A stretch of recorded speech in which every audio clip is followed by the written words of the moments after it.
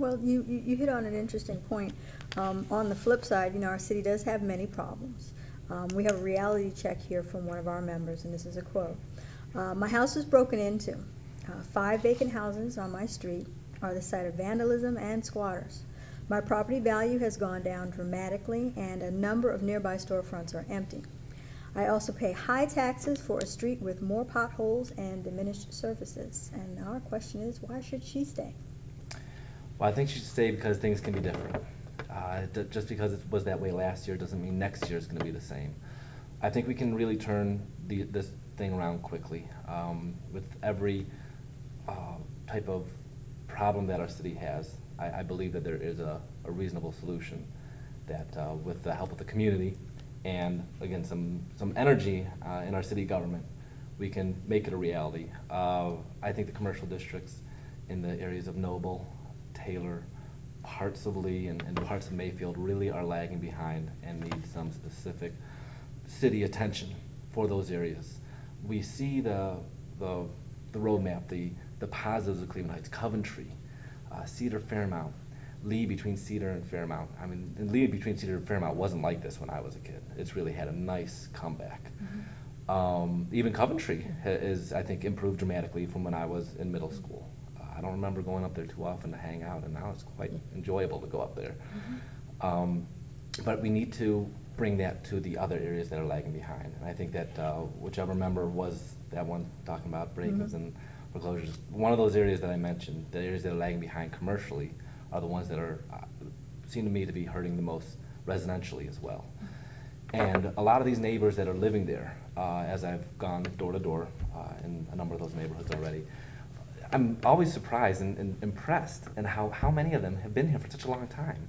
10, 20, 30, some of them are telling me 50, 60 years.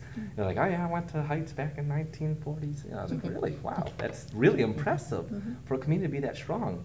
And specifically in those areas that we're talking about is where I've seen the most of that. I mean, Noble area especially. That's where I've really seen the longevity of the residential district.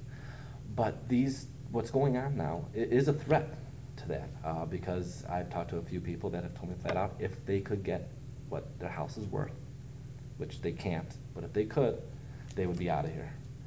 And that should throw up red flags all over the place for any civic leader. They don't have to be just city council. Anyone that cares about Cleveland Heights, this is the problem of the day. What we have to do is look, I think, a multifaceted approach. We need the commercial districts, and again, on Noble, Taylor, parts of Lee, parts of Mayfield are, as you said, they're pretty empty. We must come up with a strategic plan specifically for those areas to attract small business owners and make a push for green businesses also to come into those vacant areas. We're not talking about being Beechwood. We're not saying we're going to attract Eaton Corporation away from Cleveland. We're not talking about that, but we have our niche here. Coventry has shown that. Cedar Fairmount has shown that. Lee, between Cedar and Fairmount, has shown that small business owners can be very successful here in Cleveland Heights. They can bring jobs. They can make the area that much more attractive. And Noble, Taylor, like I said, parts of Lee, parts of Mayfield, we really need to attract things that will create walkability. That's one. We need, whether it's an ice cream shop. I remember as a kid going to the Cedar Mayfield, the Dollar movie. That's not a movie theater anymore. And right next to it, they had an ice cream shop. And it was great. You go in for a $1 movie, Monday night, went to see E.T., and then my mom takes me for ice cream right afterwards. And then they had video games in there, which was the coolest thing back then, because not a whole lot of us had that. That was really a benefit for the community. It's gone. There's a liquor store now at the old movie theater. There's nothing next to it, nothing. That's a major problem. Our residents need something that they can walk to. They can go out in the evening or during the day for a bite to eat, to see their neighbors, to conversate with their neighbors. Walkability is very important for the districts that are lagging behind, and that's really where we need to focus right now. But again, I think it's very important at the same time to consider the Green Initiative. We in Cleveland Heights, I think, are at the forefront. We're leaders in believing in the possibilities that this new green technology, the new green world is going to bring, and it's coming. There's no question now. I think anyone that doesn't believe it's coming now, they're stuck in somewhere else. But this is going to happen, and what we need to do is really capitalize on it. There's going to be federal funds available, there's going to be state funds available, there's going to be county funds available to try to create business opportunities for green businesses. And I think Cleveland Heights, we really need to be at the forefront of trying to get those, and then having our planning department work with businesses that are considering a business model to come in here and say, this is the place where you want to be. Come here, bring your 15, 25 jobs, whatever it's going to be. Bring them here, we're going to work with you. And I think that is the first step to getting those districts that are lagging behind starting to turn around. Residentially, we have, with this horrible foreclosure crisis, an opportunity that I doubt any of us have ever seen in our lifetime. And that opportunity is to get, for a young person, is to get an unbelievably inexpensive house in an established, professional neighborhood, and to be able to live amongst great neighbors. And many of the houses are not in bad shape. They just need a little love and care, and they're going to be fine. But you get them at a great discount than what I bought 5 years ago. I bought it at the wrong time. So this opportunity is something that we need to take advantage of, especially with kids coming out of college now. Their earnings potential from 10 years ago, they're not thinking like they were 10 years ago when they got out of college. They're thinking differently. So again, Cleveland Heights, I think, can capitalize on this, but we have to market ourselves. We have to work with the local universities and colleges. I'm sorry, am I talking? No, good talk. We have to work with them in order to market. I think we also need to work with the Board of Education here in Cleveland Heights, University Heights Board of Education, to try to attract Heights graduates back here and try to keep those that are living here from moving away. I have a number of friends that do still live here, and that's great. I'm really happy for that. But the majority of my friends, I guess, any school though has that where they move away. But Cleveland Heights, I think, is positioned for the future, right being next to University Circle.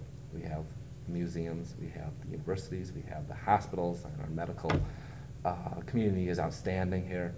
We have everything set in place for us. Mm-hmm.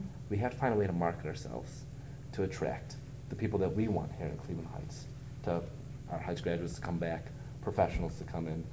I think that we're well positioned to have a quick turnaround if we don't just put lip service, if we actually put energy to make these things happen.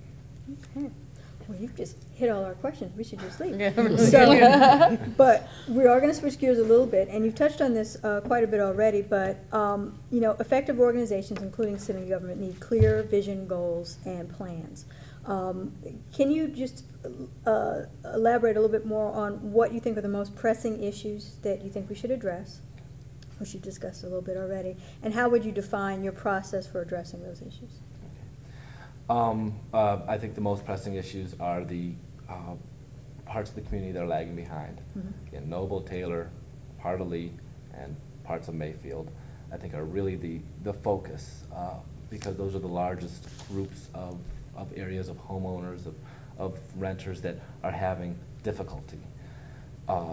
We need to address the commercial district, because we know that that's what is successful in Cleveland Heights, is the commercial districts that do well have successful residential districts. So they go hand in hand. I'm sorry, what was the second part of the question? Well, there's just, how would you define your process for addressing those issues? Define the process. I would say it's a process of necessity. Mm-hmm. That if we wait for the rest of the country to economically turn around, we just say, oh, you know what? We got into this problem because the whole country was in this problem. So we're going to wait for the entire country to get better, and we're just going to kind of, ride it out. That's the biggest mistake we can make.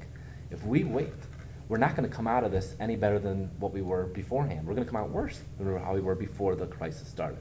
We need to be proactive. We need to kind of remake ourselves, mm-hmm. Especially, again, those districts I said that are lagging behind. We have to remake those districts so they can become successful, and so that people are attracted to those homes. And again, if they're attracted to those homes, they're great buys. And they're really great buys for, again, a great city.